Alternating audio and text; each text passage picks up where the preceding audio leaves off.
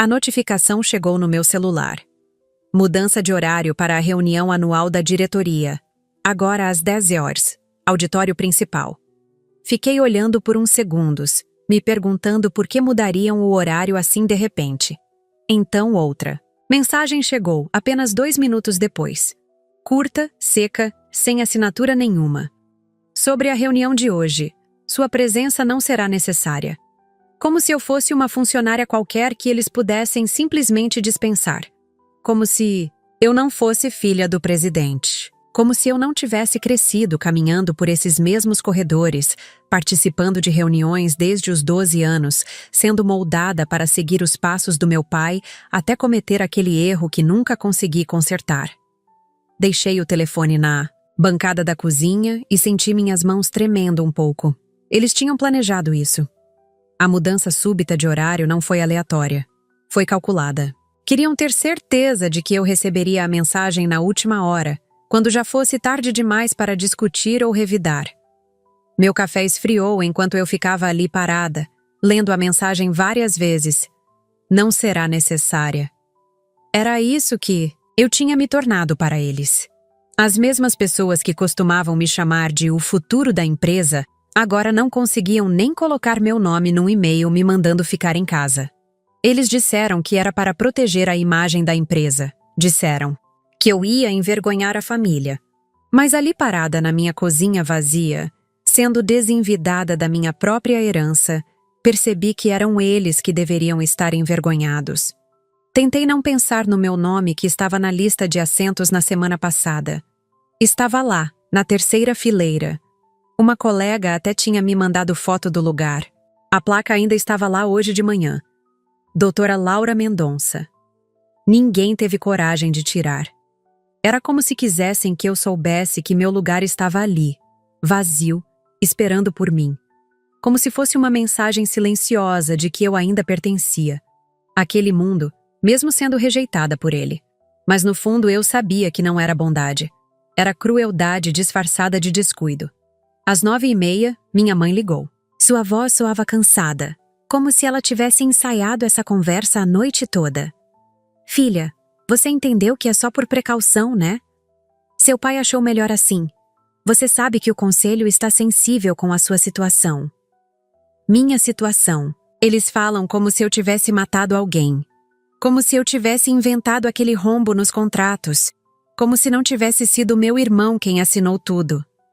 Escutei ela respirar fundo do outro lado da linha, tentando encontrar palavras que não machucassem tanto. Mas não existem palavras assim para uma situação como essa. Não quando sua própria família te considera um risco à reputação deles. Não quando você vira o bode expiatório de erros que nem foram seus. Desliguei o telefone sem dizer tchau. Não conseguia mais ouvir aquela voz tentando me convencer de que estava tudo bem. Porque não estava. E todos nós sabíamos disso. Às 10h09, minha amiga me ligou em pânico. Conseguia ouvir o barulho do auditório atrás dela. Pessoas conversando baixinho, cadeiras rangendo. Laura, seu nome apareceu. No telão. Tipo gigante. Sozinho. Achei que ela estava brincando comigo, tentando me fazer sentir melhor depois, da humilhação da manhã. Mas então ela mandou a foto. Meu coração parou. Ali estava, em letras enormes na tela. Projeto Reestruturação 2024. Dr. Laura Mendonça. E o auditório inteiro em silêncio absoluto. Conseguia imaginar a cena mesmo sem estar lá. Todas aquelas pessoas que me conheciam desde criança, me vendo crescer pelos corredores da empresa. Agora olhando para meu nome projetado na parede, enquanto eu não estava presente. Era surreal. Como se eu fosse um fantasma assombrando minha própria vida profissional. Como se meu trabalho tivesse vida própria, aparecendo sem que eu pudesse controlá-lo. A ironia era cruel demais para ser coincidência. Outra amiga, mais corajosa, conseguiu gravar um vídeo discreto. Mandou para mim poucos minutos depois. A câmera pegava meu pai sentado na primeira fileira, imóvel como uma estátua. Ele olhava para o telão como se estivesse vendo um morto ressuscitar. Seus ombros estavam tensos, as mãos fechadas em punhos sobre as pernas. Ninguém dizia nada. O silêncio era tão pesado que conseguia sentir através da tela do meu celular. Meu irmão estava a algumas cadeiras ao lado, com a cabeça baixa, evitando olhar para cima. Alguém cochichou bem baixinho, mas deu para ouvir no vídeo. Ela não ia vir mesmo, né? Era como se estivessem falando de alguém que tinha morrido. Como se eu fosse uma lembrança inconveniente que insistia em aparecer nos momentos mais inoportunos. Vi meu pai passar a mão no rosto, gesto que eu conhecia bem desde pequena. Ele fazia isso quando estava nervoso, quando algo saía do controle dele. Às 10h32, recebo um e-mail anônimo. Assunto: você deveria ver isso antes que tirem do ar. Meu estômago virou. E-mails anônimos nunca trazem boas notícias, especialmente não em dias como esse. Era um link para o Google Drive. Hesitei antes de clicar. Parte de mim queria ignorar, fingir que não tinha visto, voltar para a cama e esquecer que esse dia existia. Mas a curiosidade foi mais forte. Lá dentro, um PDF com o plano de reestruturação que eu tinha criado. Assinado por mim, com data de hoje. Como se eu estivesse lá na reunião, apresentando pessoalmente. Como se eu não tivesse sido banida da minha própria empresa familiar. Minha respiração ficou irregular. Alguém estava usando meu trabalho, meu nome, minha reputação, mesmo depois de me excluírem completamente. Era uma violação que ia além do profissional. Era pessoal. Era uma traição que cortava fundo demais para ser ignorada. Abri o arquivo e meu coração começou a bater tão forte que senti gosto de ferro na boca. Era meu trabalho. Cada gráfico, cada projeção, cada análise de dados que eu tinha passado semanas desenvolvendo. Reconhecia até os pequenos detalhes que só eu sabia que estavam lá, a formatação específica das tabelas, a escolha das cores nos gráficos, até mesmo um erro de digitação que eu tinha deixado passar no rodapé da página 15. Mas alguém tinha alterado a autoria. No cabeçalho, onde deveria estar meu nome, agora lia: apresentado por André Mendonça. Meu irmão. Ele tinha roubado minha proposta inteira.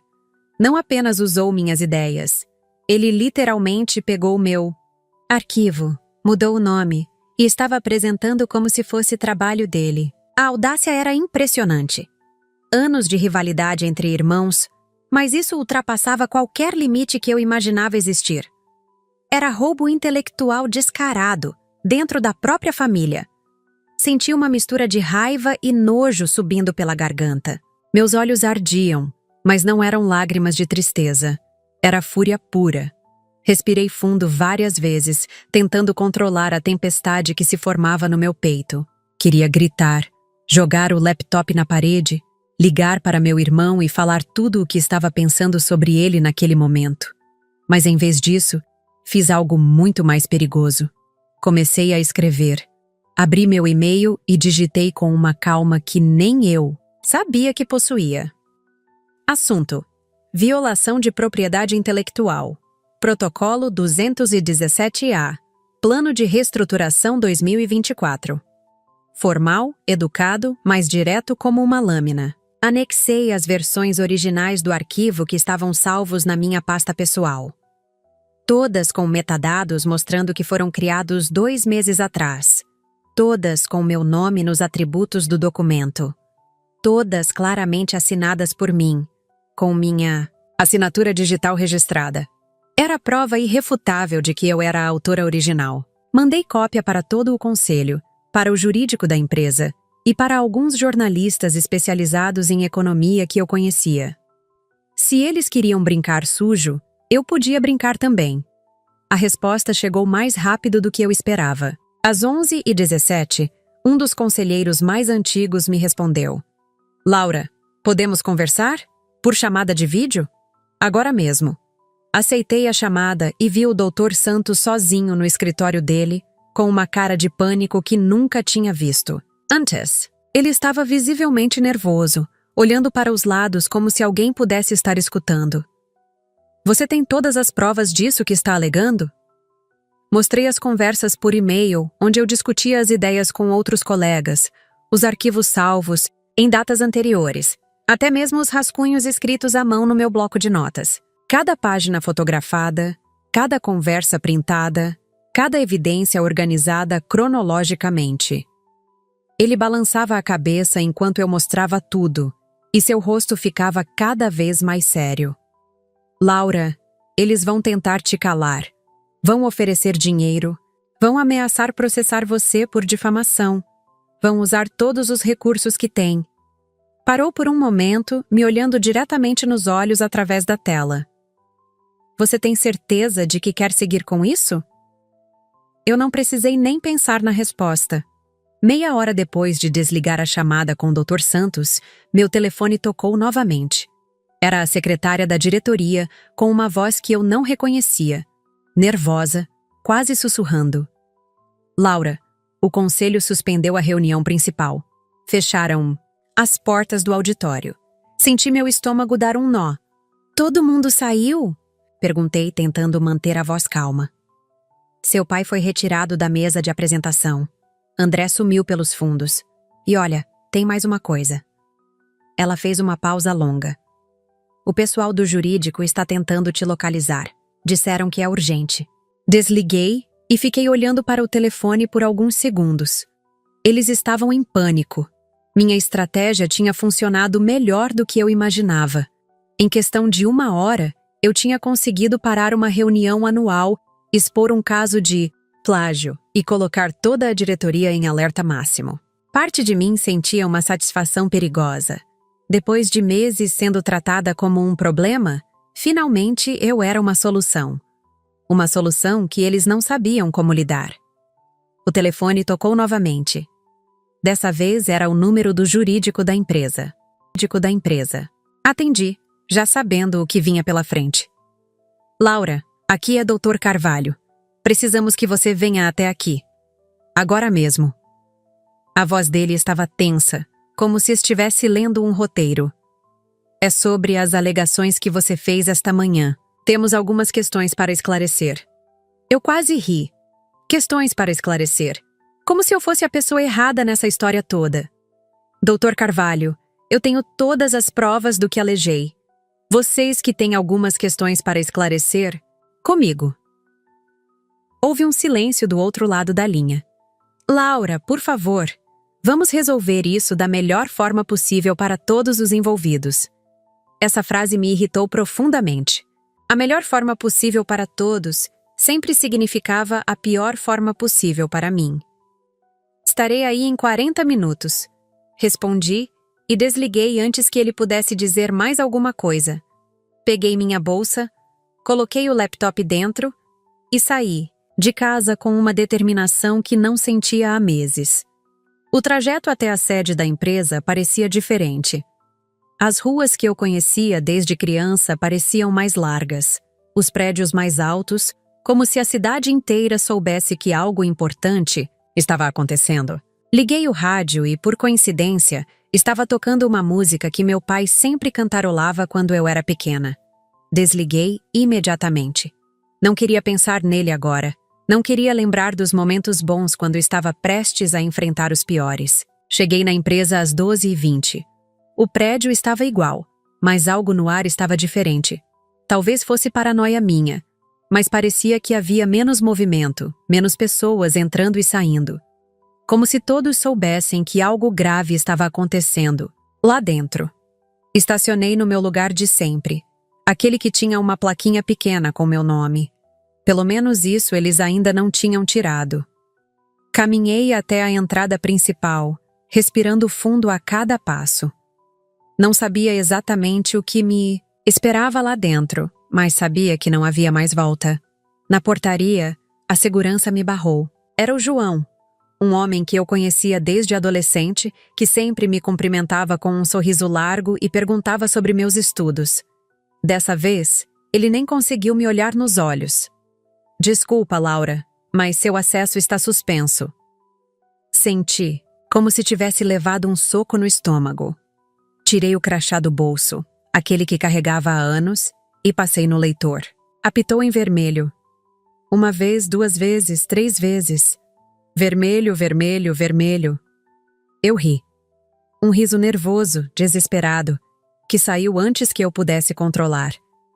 Pessoas passavam por mim, entrando normalmente, e me olhavam com uma mistura de curiosidade e pena. Era surreal estar sendo impedida de entrar no prédio onde cresci, onde passei mais tempo do que na própria casa durante toda a minha adolescência. João, você pode ligar lá para cima e avisar que eu cheguei? Ele mexeu desconfortável nos pés. Eles disseram que você não pode subir, Laura. Não hoje. A humilhação era completa. Não bastava ter meu trabalho roubado, agora eu estava sendo tratada como uma invasora. Mas então, uma voz familiar soou atrás de mim. Deixa ela entrar. Agora. Era a doutora Silvana, uma das conselheiras mais antigas da empresa. Ela estava com uma cara séria que eu raramente via, aquela expressão que ela usava nas reuniões mais tensas. João hesitou, olhando entre nós duas. Mas eu recebi ordens. E eu estou te dando outras ordens, ela cortou, com uma autoridade que não deixava espaço para discussão. Laura faz parte do conselho, mesmo que alguns prefiram fingir que não. Ela passou o próprio crachá na catraca e me fez sinal para acompanhá-la. Caminhamos em silêncio pelos corredores que eu conhecia como a palma da minha mão. As pessoas que passavam por nós faziam questão de evitar contato visual. Alguns sussurravam assim que passávamos. Era como andar num velório onde eu era, simultaneamente, a morta e a enlutada principal. Doutora Silvana não disse nada durante todo o trajeto, mas conseguia sentir sua tensão. Ela estava brava, mas não comigo. Era uma raiva direcionada, focada, perigosa. Me colocaram numa sala com paredes de vidro no 12º andar. Era uma sala de reunião que eu conhecia bem, onde tinha participado de dezenas de apresentações ao longo dos anos. Mas agora eu estava do lado errado da mesa. De lá, conseguia ver tudo. Os executivos entrando e saindo às pressas, carregando pastas e notebooks como se estivessem fugindo de um incêndio. Alguns me evitavam completamente, fazendo questão de passar pelos corredores mais distantes quando me viam. Outros me olhavam com uma pena desconfortável, como se eu fosse um animal ferido que eles não sabiam se deviam ajudar ou sacrificar. Um estagiário passou pela porta e, quando ninguém estava olhando, me entregou um bilhete dobrado. Você tem mais aliados do que imagina. Estava escrito numa letra que eu não reconhecia. Guardei o papel na bolsa e continuei observando o movimento lá fora. Era fascinante e terrível ao mesmo tempo ver como minha presença tinha conseguido transformar um ambiente corporativo inteiro numa zona de guerra. Pessoas correndo, conversas sussurradas, celulares tocando sem parar. Eu era o centro do furacão, mas estava presa numa redoma de vidro, apenas observando a destruição que minha honestidade tinha causado. O jurídico entrou na sala exatamente às 13 horas. Dr. Carvalho vinha acompanhado de uma advogada que eu não conhecia, uma mulher jovem com uma pasta cheia de documentos. Ela me cumprimentou com um aceno de cabeça e começou a espalhar papéis na mesa. Laura, precisamos conversar sobre algumas questões legais, Dr. Carvalho começou, mas a advogada o interrompeu. Na verdade, Dr. Carvalho, acho que a Laura deveria ver isso primeiro. Ela me mostrou uma cláusula antiga no contrato de sociedade da empresa, destacada com marca-texto amarelo. Li uma vez, depois outra, até ter certeza de que estava entendendo corretamente. Dizia que, caso meu pai fosse afastado por má conduta ou omissão grave, o voto de sucessão voltaria automaticamente para o herdeiro direto mais qualificado academicamente. Eu. Com meu mestrado em administração e minha especialização em gestão empresarial, eu era tecnicamente mais qualificada que meu irmão. Eles estão tentando manter você fora porque sabem que, se assumir, tudo muda, a advogada sussurrou, olhando para a porta de vidro. Seu irmão não tem qualificação suficiente para assumir legalmente.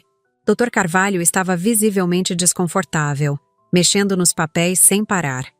Laura, essa cláusula é muito antiga. Foi escrita pelo seu avô. Talvez não se aplique mais às circunstâncias atuais. Mas a advogada balançou a cabeça. Dr. Carvalho, com todo respeito, essa cláusula nunca foi revogada. Está em vigor até hoje. Ela se virou para mim. Laura, você tem direito legal de questionar a sucessão se conseguir provar que houve má conduta por parte da atual gestão. Senti meu coração acelerar. Que tipo de má conduta? Ocultação de informações, manipulação de relatórios, uso indevido de propriedade intelectual. Ela listou, olhando diretamente nos meus olhos. Basicamente tudo o que aconteceu hoje. Dr. Carvalho se levantou bruscamente. Isso é muito precipitado. Vamos com calma. Mas eu já estava entendendo o jogo. Eles não estavam tentando me proteger da vergonha. Estavam tentando se proteger de mim. Dr. Carvalho, eu gostaria de ver o relatório de auditoria do caso do rombo nos contratos. Falei, mantendo a voz firme. Aquele que vocês disseram que não tinha provas conclusivas. O silêncio que se seguiu foi ensurdecedor. Dr. Carvalho e a advogada trocaram olhares rápidos, daqueles que pessoas dão quando sabem que foram pegas em flagrante. Laura, esse relatório foi arquivado. Não sabemos exatamente onde está localizado agora. Dr. Carvalho mentiu descaradamente. Eu quase sorri. Que interessante. Um relatório de auditoria de milhões de reais simplesmente desapareceu dos arquivos da empresa. A advogada pigarreou. Na verdade, Laura, alguns documentos mais antigos foram transferidos para arquivo morto. Pode levar alguns dias para localizar. Mais mentiras. Mas eu já sabia onde estava o relatório. Tinha uma cópia salva num HD criptografado em casa, junto com todas as outras evidências que tinha coletado ao longo dos meses. Meu avô sempre me dizia que informação era poder, e que poder deveria ser guardado com cuidado. Nunca imaginei que usaria esse conselho contra minha própria família. Tudo bem. Eu entendo que pode ser difícil localizar documentos antigos. Respondi com uma calma que surpreendeu até a mim mesma. Talvez eu possa ajudar com isso. Levantei da cadeira e peguei minha bolsa. Onde você vai? Dr. Carvalho perguntou, claramente nervoso. Buscar algumas coisas em casa. Volto em 1 hora. A advogada se levantou também. Laura, talvez seja melhor você ficar aqui para discutirmos essas questões legais. Não. Eu acho que será mais produtivo se eu trouxer alguns documentos que podem esclarecer a situação. Caminhei em direção à porta, mas me virei antes de sair. Dr. Carvalho, enquanto eu estou fora, talvez o senhor possa tentar localizar aquele relatório de auditoria. Tenho certeza de que vai aparecer em algum lugar. Saí da sala sentindo seus olhares nas minhas costas. No elevador, encontrei com 2 funcionários do departamento financeiro que eu conhecia bem. Eles me cumprimentaram com um constrangimento, óbvio, como se não soubessem se deviam falar comigo ou fingir que não me viram. Laura, é verdade que você está processando a empresa? Um deles perguntou baixinho. Ainda não, respondi, apertando o botão do térreo. Mas o dia ainda não acabou. No caminho para casa, meu pai me ligou. Era a primeira vez em 3 semanas que meu telefone mostrava o nome dele na tela. Hesitei antes de atender, mas a curiosidade foi mais forte. Alô, pai. Sua voz soava cansada, mais velha do que eu lembrava. Filha, onde você está? Preciso falar com você. Estou indo para casa buscar uns documentos.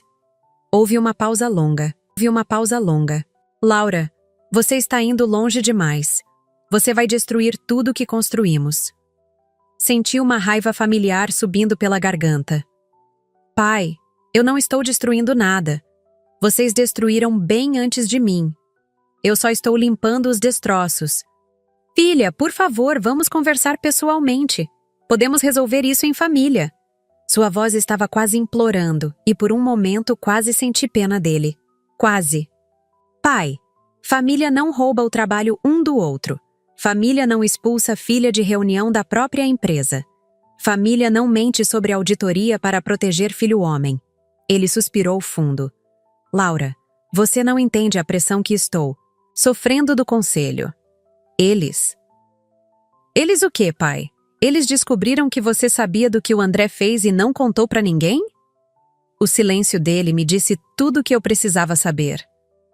Laura, não é assim que as coisas funcionam no mundo corporativo. Às vezes precisamos fazer escolhas difíceis para proteger o negócio.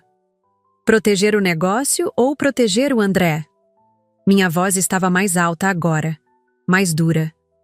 Pai, eu passei a vida inteira tentando ser a filha perfeita, a sucessora ideal, a pessoa que você queria que eu fosse. E descobri que nada disso importava porque eu não nasci homem. Laura, isso não tem nada a ver com gênero.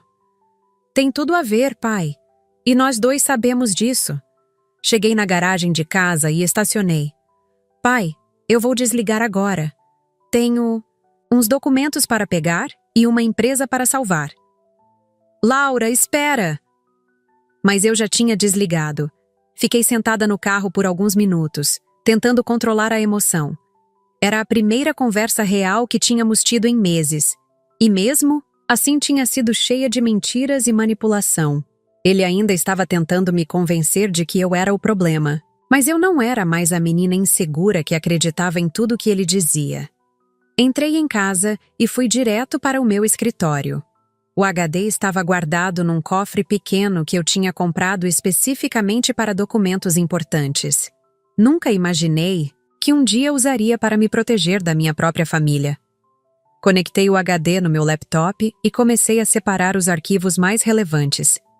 O relatório de auditoria estava lá, junto com e-mails trocados entre meu irmão e alguns fornecedores, autorizações assinadas por ele sem supervisão, e até mesmo gravações de reuniões onde ele mentia descaradamente sobre sua participação no esquema. Meu avô tinha razão quando dizia que documentação era a melhor defesa.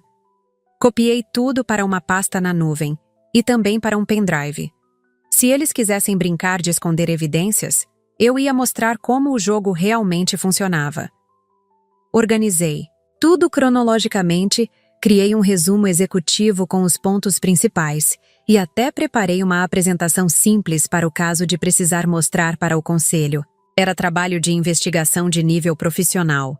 Minha formação em auditoria estava finalmente sendo útil de uma forma que eu nunca imaginou.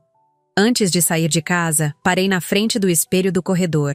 A mulher que me olhava de volta era diferente da que tinha acordado naquela manhã. Havia uma determinação nos meus olhos que eu não via há meses, talvez anos.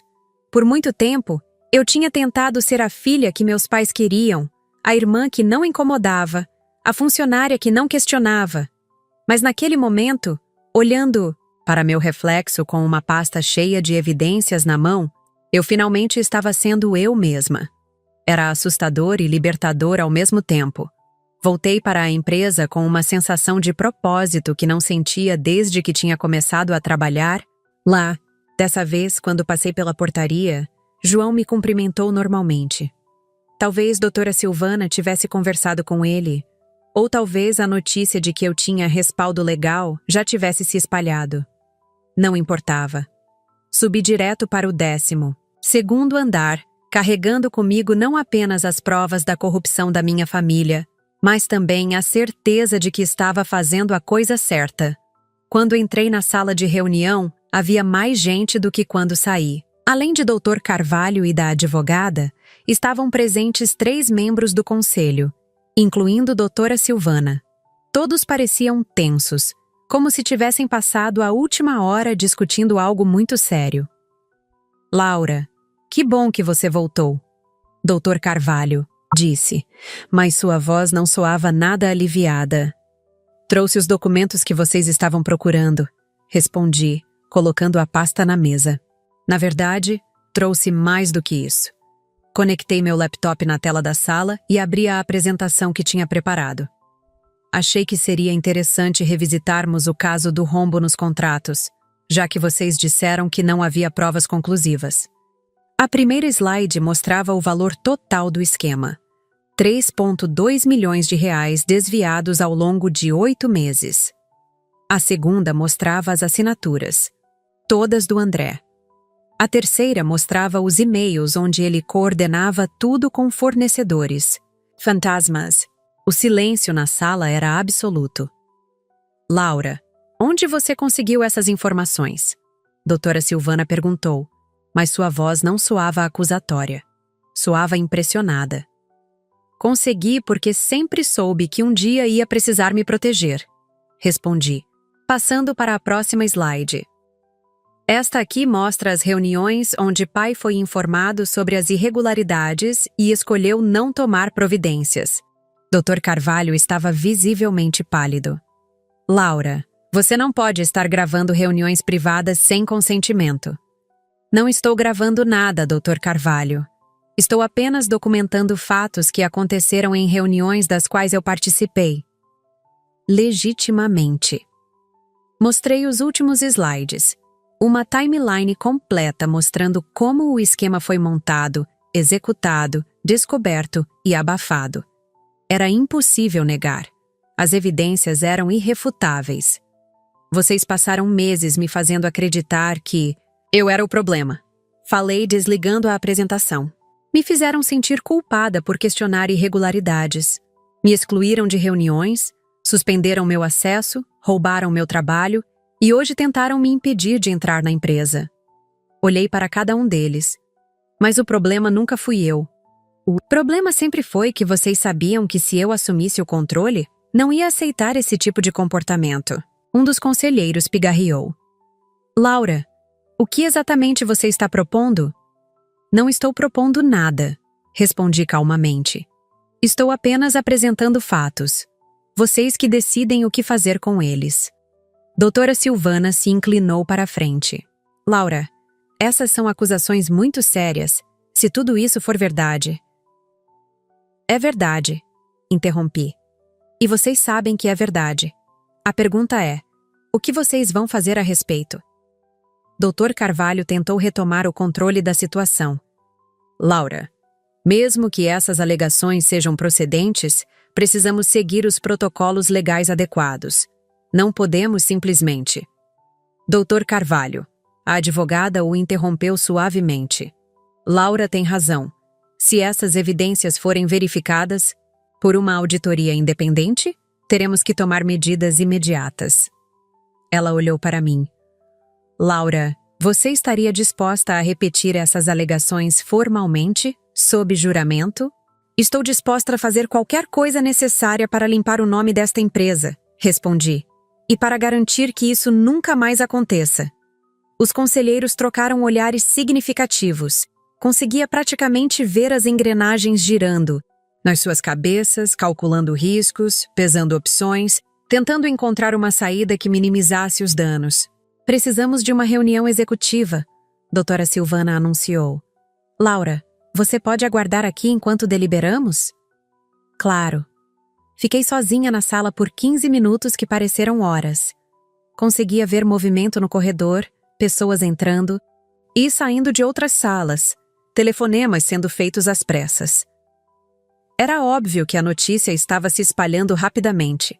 Meu telefone vibrou com uma mensagem da minha amiga que tinha gravado o vídeo da manhã. Laura, seu pai acabou de sair do prédio. Parecia arrasado. Respirei fundo. Parte de mim sentia pena dele, mas a maior parte estava aliviada. Finalmente, as consequências estavam chegando para as pessoas certas. Quando os conselheiros voltaram, suas expressões eram sérias, mas decididas. Laura, doutora Silvana começou. O conselho votou por unanimidade. Meu coração disparou. Você assumirá interinamente a presidência da empresa, efetivo imediatamente. Senti como se tivesse levado um choque elétrico. Seu irmão será afastado para investigação e seu pai. Ela hesitou. Seu pai apresentou sua renúncia. Há 10 minutos. Fiquei olhando para eles por alguns segundos, tentando processar o que tinha acabado de ouvir. Presidente. Eu ia ser presidente da empresa que meu avô tinha fundado, que meu pai tinha dirigido por 20 anos, que meu irmão achava que ia herdar automaticamente. Vocês têm certeza disso? Perguntei, ainda meio descrente. Laura, você provou hoje que tem mais integridade e competência do que qualquer um de nós imaginava. Dr. Carvalho disse, e por primeira vez na vida consegui ouvir respeito genuíno na voz dele. Além disso, legalmente você é a sucessora, mais qualificada. Doutora Silvana pegou uma pasta nova e a colocou na minha frente. Estes são os documentos de posse. Você precisará assinar algumas coisas e, obviamente, teremos que fazer um anúncio oficial para o mercado. Olhei para os papéis sem conseguir focar nas palavras. 3 horas atrás, eu estava sendo impedida de entrar no prédio. Agora estava sendo nomeada presidente. A vida às vezes dá voltas que a gente nunca imagina. Laura, doutora Silvana me trouxe de volta à realidade. Você aceita? Assinei os documentos com uma mão que tremia ligeiramente. Não de medo, mas de adrenalina pura. Quando terminei, um dos conselheiros me entregou uma chave dourada pequena. A chave do escritório da presidência. Ele explicou. Tecnicamente, ainda é do seu pai, mas... Tecnicamente agora é meu. Completei. Guardei a chave na bolsa, junto com as evidências que tinham mudado minha vida em questão de horas. Existe alguma coisa que eu preciso saber imediatamente? Alguma crise que precisa de atenção urgente? Bem, Dr. Carvalho hesitou. Teremos que lidar com a imprensa. Notícias sobre mudanças na presidência sempre geram especulação no mercado. E teremos que explicar o afastamento do André, doutora Silvana acrescentou. O departamento de comunicação vai precisar de uma versão oficial dos fatos. A versão oficial é a verdade, respondi firmemente. André foi afastado para investigação de irregularidades financeiras.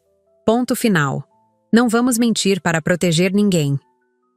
Eles concordaram com a cabeça, mas conseguia ver que não estavam acostumados com esse nível de transparência. Ia ser um ajuste para todo mundo. Caminhamos juntos até o escritório da presidência. Era um espaço que eu conhecia bem. Tinha passado incontáveis horas ali quando criança, fazendo lição de casa enquanto meu pai trabalhava, desenhando, nas costas de contratos antigos, sonhando com o dia em que teria minha própria mesa igual àquela. Nunca imaginei que esse dia chegaria dessa forma.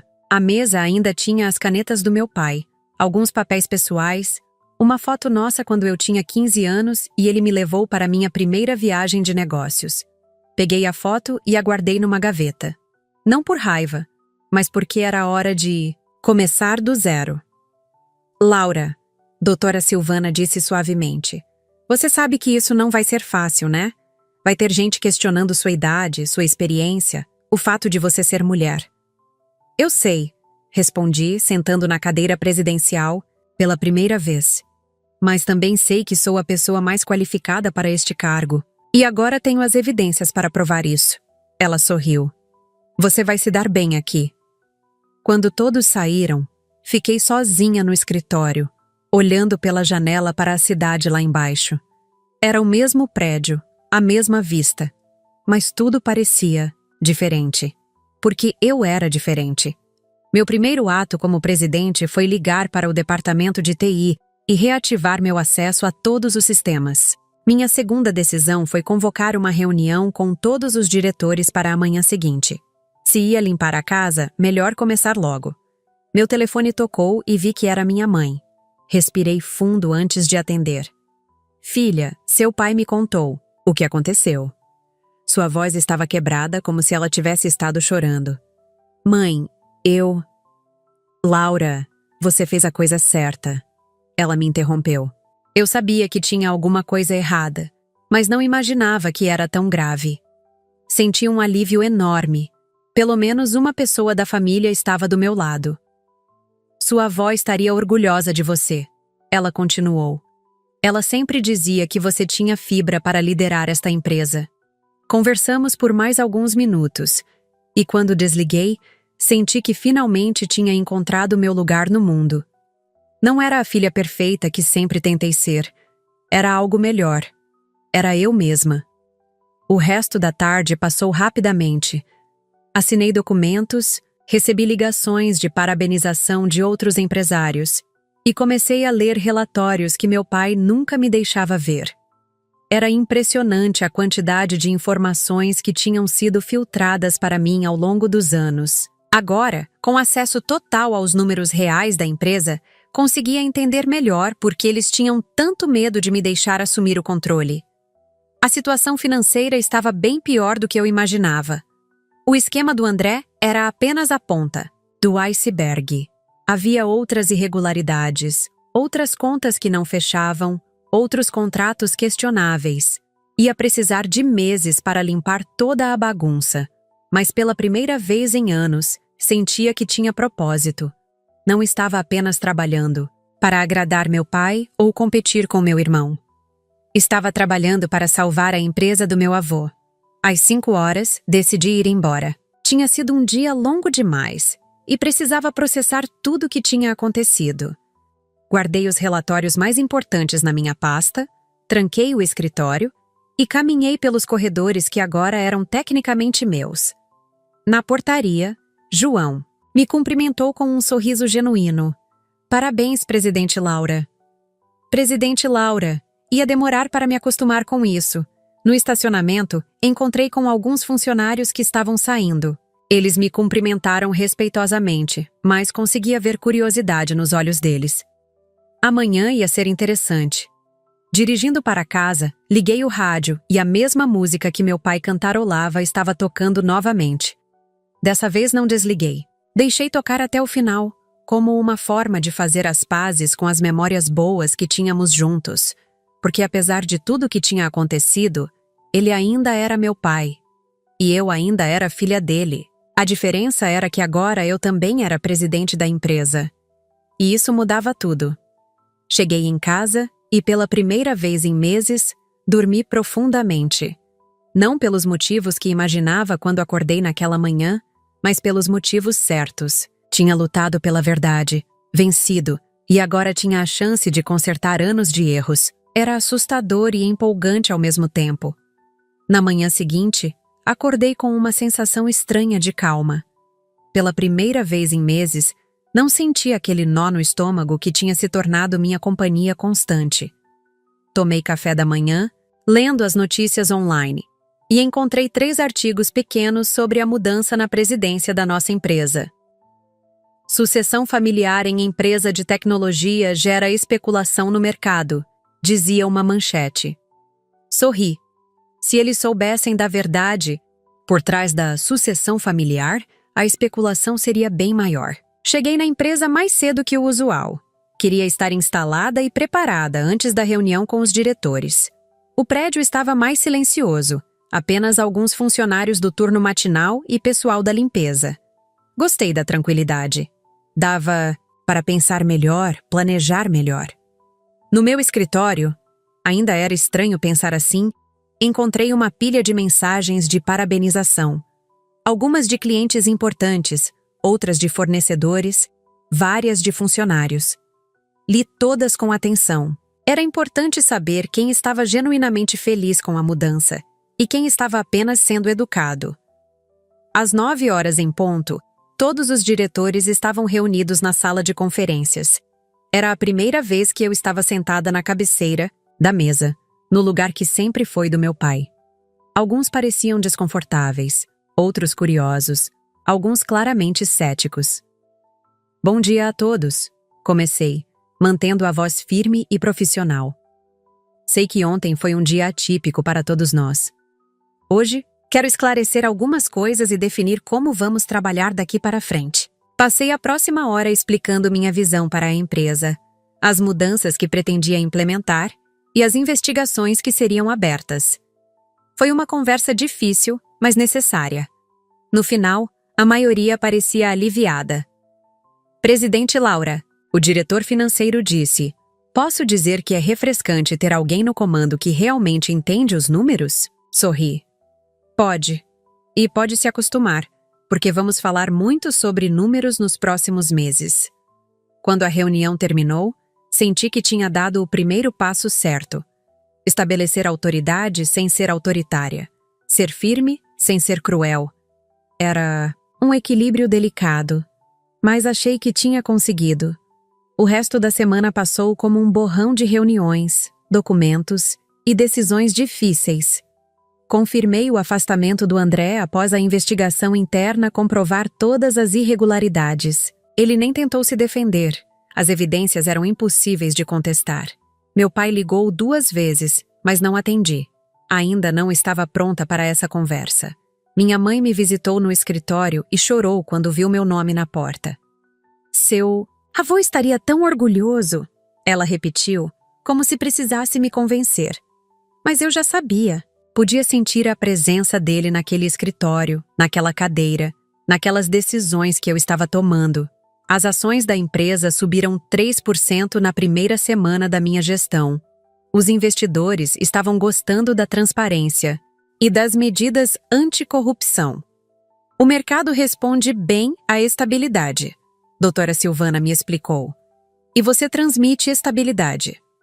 Era engraçado como a palavra que eles usavam para me excluir, problema, havia se transformado na palavra que me definia como líder, estabilidade. A ironia não passou despercebida. Na sexta-feira, recebi uma carta de demissão do André. Era breve, formal, sem pedidos de desculpa.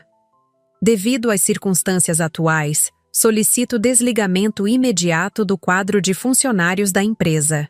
Assinei a aprovação sem hesitar. Era o fechamento de um capítulo doloroso, mas necessário.